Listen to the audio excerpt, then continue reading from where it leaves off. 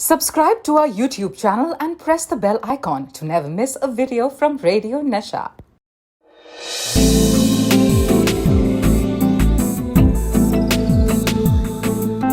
एक अधूरी कहानी। एक अधूरी कहानी, कहानी वाला देव के साथ। खुदाई पिछले 5 दिनों से चल रही थी। सब लोग करीब करीब हिम्मत हार ही चुके थे जब उस नए लड़के कुणाल ने मुझसे आके कहा, सर, उस टीले की मिट्टी देख के मुझे लग रहा है वहां खुदाई करनी चाहिए। देखिए ना, मिट्टी सख्त है लेकिन नमी है, ज्यादा मेहनत नहीं लगेगी। इतने दिन से तो लगे हुए हैं, एक कोशिश यहाँ भी कर लेते हैं। मुझे उसकी बात में उतना दम तो नहीं लगा, लेकिन सोचा कि क्या हर्ज है, एक कोशिश यहाँ भी करके देख ही लेते हैं। और कहा, ठीक है, सारे आदमी वहीं लगा दो, फिर जल्दी काम होगा। और बस कुछ 2 घंटे के बाद ही एक आवाज गूंजी। हम जो ढूंढ रहे थे हमें मिल चुका था। मेरा नाम मोहम्मद अल्ताफ है। बचपन से ही मुझे पुरानी एंटीक चीजों का बड़ा शौक है। आर्कियोलॉजी का स्टूडेंट भी इसीलिए बना ताकि ऐसी चीजें ढूंढ सकूं जिनमें बीती तारीखों की कहानियां छुपी हों। पुरानी दिल्ली की गलियों में मेरा बचपन बीता और फिर पढ़ाई खत्म करके हिंदुस्तान में कई जगहों की खाक छानने के बाद एक दिन ईद की छुट्टी पे जब घर आया हुआ था तो देखा डाइनिंग टेबल को दीमक लगी हुई थी। सोचा नया ले ही डालते हैं, सेकेंड हैंड सामान में क्या बुरा है। अरे जमाना बदल चुका है भाई, 1975 है। गोरे पूरी दुनिया में हिप्पी बनके हमारे मुल्क के देवी देवताओं का नाम गा रहे हैं और हम नए पुराने के दिखावे में मर रहे हैं। यही सोच के रहीम चचा की दुकान पे पहुंच गया। उनसे बात की तो वो अपना पान चबाते हुए बोले, अरे बेटा, ये टेबल कल ही आई है, कुछ नहीं तो कम से कम 150 साल पुरानी होगी। भाई, हमने ऐसी चीजें तो आज तक नहीं देखी। वजनदार है और ऐसा लगता है जैसे गीली लकड़ी की बनी हो। भाई जो भी कहो, चीज एकदम बेहतरीन है। हमको 350 की मिली, तुम ले जाओ 342 में। लौंडो को कुछ बख्शीश दे दो बस। है मुझे चाचा की बात सुन के सौदा जितना फायदेमंद लगा उससे कहीं ज्यादा वो टेबल मुझे अच्छी लग गई थी। मैंने चाचा को पैसे दिए और घर आ गया। घंटे भर में चाचा ने टेबल भी भिजवा दी, लिहाजा ईद का दस्तरखान उसी पे सजाया गया।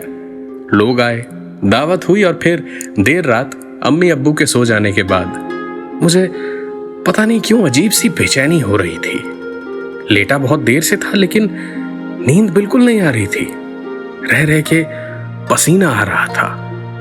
हालांकि मौसम बड़ा खुशनुमा और ठंडा ठंडा था, लेकिन पता नहीं क्यों मुझे बेइंतहा गर्मी सी लग रही थी। आखिरकार रहा नहीं गया तो मैं उठा और पलंग से उतर के खिड़की खोली तो देखा खूब अंधेरा था।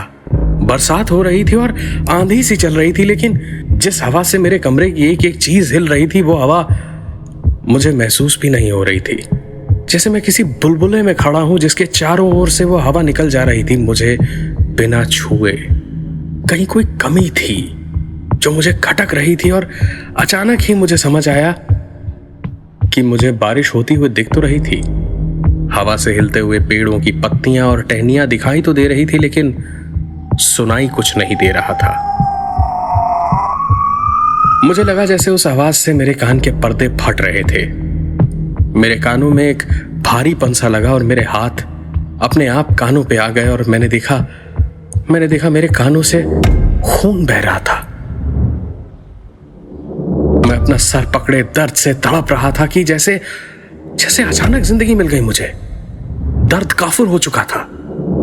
हाथ लगा के देखा तो कानों से खून भी नहीं आ रहा था और मैं ऊपर वाले का शुक्र अदा कर ही रहा था कि एक आवाज आई।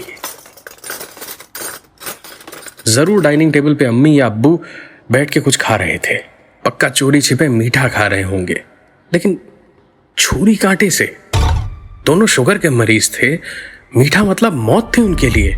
मैं भागा बाहर के कमरे की ओर और वहां पहुंच के देखा वहां कोई नहीं था। पर ऐसा कैसे हो सकता है? मैंने सचमुच आवाज सुनी थी। मैंने बत्ती जलाई तो देखा टेबल खाली था। पक्का प्लेट चम्मच धोने को रखे होंगे। मैं रसोई में पहुंचा तो देखा वहां भी कोई प्लेट कोई चम्मच कुछ नहीं था।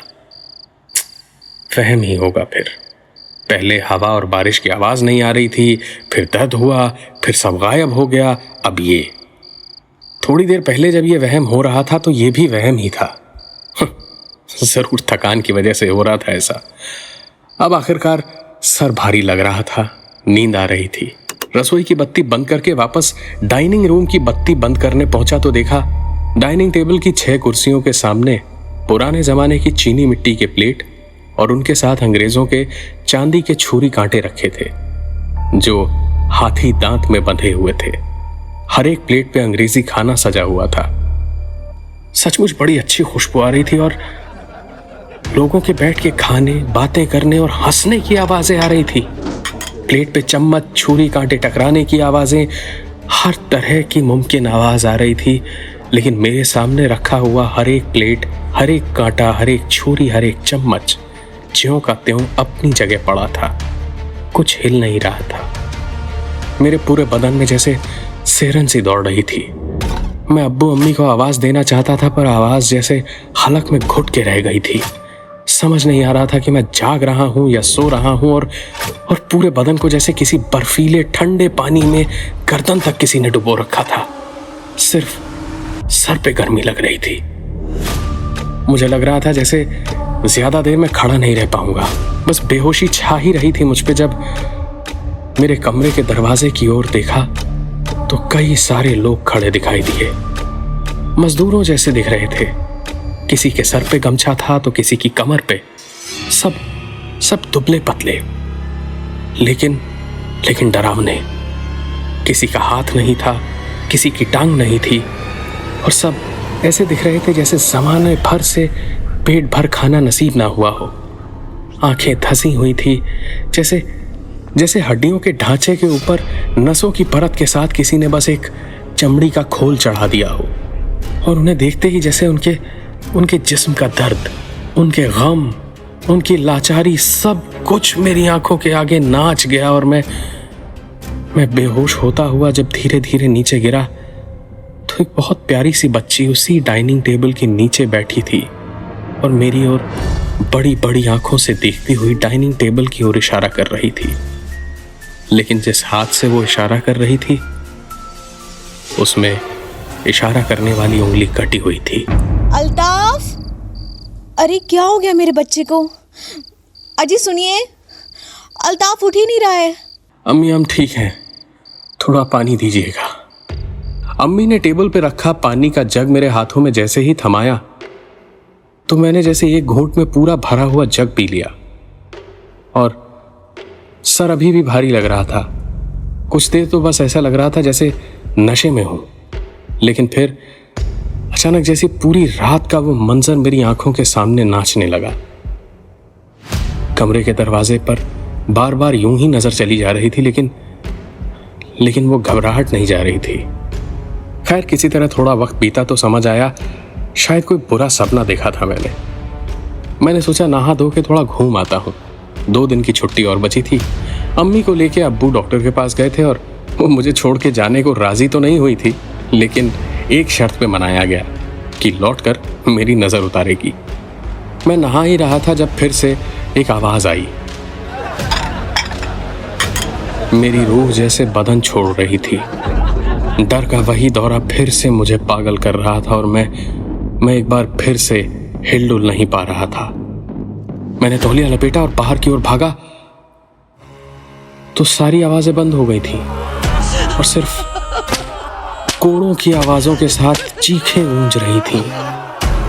टेबल पे एक बार फिर से प्लेट्स थीं लेकिन उन पे खाना नहीं, मक्खियां भिन-भिना रही थी क्योंकि किसी प्लेट पे किसी की बांह पड़ी थी, किसी पे टांग पड़ी थी और आखिर में रखा हुआ एक छोटा सा प्लेट था जिस पे बच्चे की छोटी सी उंगली पड़ी थी और सारे छुरी, कांटे, चम्मच खून से सने हुए थे। मुझे समझ नहीं आ रहा था क्या करूं। टांगे भाग के घर से निकलना चाह रही थी लेकिन दिमाग बर्फ की तरह जम चुका था। ज़बान चीखना चाहती थी लेकिन मुंह खोलने में इतनी ताकत लग रही थी जैसे चट्टान उठानी पड़ रही हो।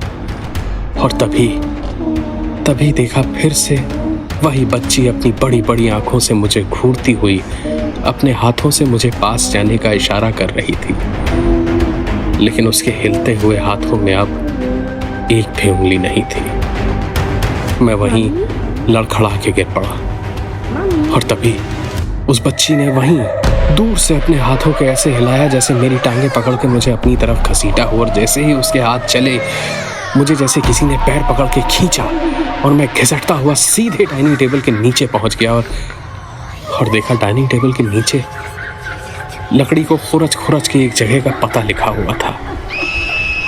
किस्मत अच्छी थी कि वो जगह मेरे घर से बहुत ज़्यादा दूर नहीं थी, कुछ 10-12 किलोमीटर दूर शाहदरा के पास। मैंने तुरंत कपड़े बदले और निकल पड़ा उस पते की ओर। वहां पहुंच के देखा तो अंग्रेजों का बनाया कोई गेस्ट हाउस था। बहुत अच्छा कोई रखरखाव तो नहीं था, लेकिन बहुत बुरी हालत भी नहीं थी। मैंने आवाज लगाई, कोई है? तो उधर से आवाज आई, आता हूं साहब। मेरी ओर चलता हुआ एक हड्डियों के ढांचे जैसा आदमी कंबल ओढ़े हुए लाठी के सहारे चलता हुआ आ रहा था। दूर से ही पूछा उसने, कहिए साहब, कैसे आना हुआ? कमरा चाहिए? नहीं, कमरा नहीं चाहिए। इस जगह के बारे में कुछ जानना है। मेरे एक दोस्त ने एक टेबल खरीदी है, उसके नीचे यहाँ का पता कुरेद के लिखा हुआ था। वो तो बेचारा डर गया। मैंने कहा मैं पता करके आता हूँ। अरे वो खाने की टेबल? हाँ वही। वो तो मेरी बेटी ने शरारत करके लिख दिया होगा साहब, आप परेशान मत होइए।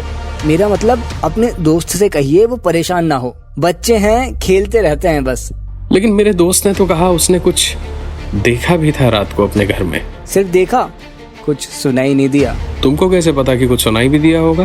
क्योंकि मैंने ही सबसे कहा था ये एक मौका मिला है, जाने मत देना, सब दिखाओ, सबको बताओ कि हमारे साथ क्या हुआ था, तभी तो कोई आके हमें भी आज़ादी दिलाएगा। देश तो आज़ाद हो गया, हम तो यहीं अटके रह गए ना। क्या मतलब? मतलब ये है अल्ताफ भाई कि ये हवेली अंग्रेज साहिब की अय्याशियों और उनके अत्याचारों की हवेली थी।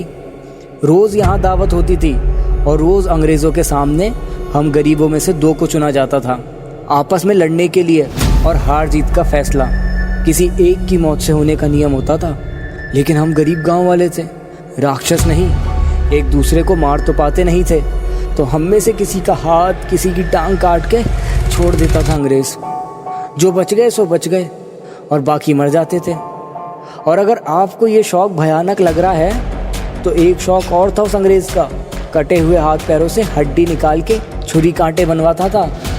लोगों को देख के हाथी दांत जैसा लगता था, लेकिन थोड़ा पुराना हो जाने पर असलियत दिख ही जाती थी। और जब मैंने लड़ने से मना कर दिया था तो मेरी बच्ची के हाथ पकड़ के उसकी उंगली काट के अपने बच्चे के लिए छुरी बनवाई थी उसने। उसी छुरी से मारा था मैंने उसको जब पीछे से संतरी ने आके मुझे गोली मार दी थी। डरिए मत, आपको कोई नुकसान कल रात को भी नहीं हुआ, अभी भी नहीं होगा। बस आज़ादी दिला दीजिए। यहाँ इस हवेली से 50 कोस दूर इसी अंग्रेज़ का एक बगीचा है, वहाँ एक टीले के नीचे एक बक्सा दफन किया हुआ है। उस बक्से में हम सबके कुछ कुछ हिस्से जिन्हें वो काटने के बाद रखता था वो दफन है। बस उसे निकलवा कर विसर्जित करवा दीजिए, हमें मुक्ति मिल जाएगी। और उसी बक्से को ढूंढते ढूंढते मैं यहाँ पहुँच गया। वैसे भी मैं कल आखिरी दिन टीले पे खुदाई करवाता ही। कुणाल के कहने की वजह से एक दिन पहले खुदाई करने का बहाना मिला और फिर वो बक्सा। बस यही वो बक्सा था जिसको मैंने ढूंढ के निकलवा दिया। उम्मीद यही है कि उस टेबल पर अब सुकून से बैठ पाऊंगा।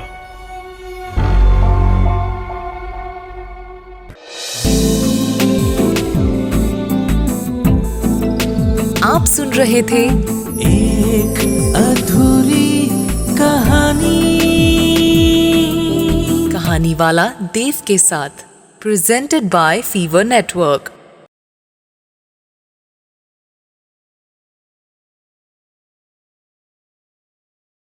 रेडियो नशा।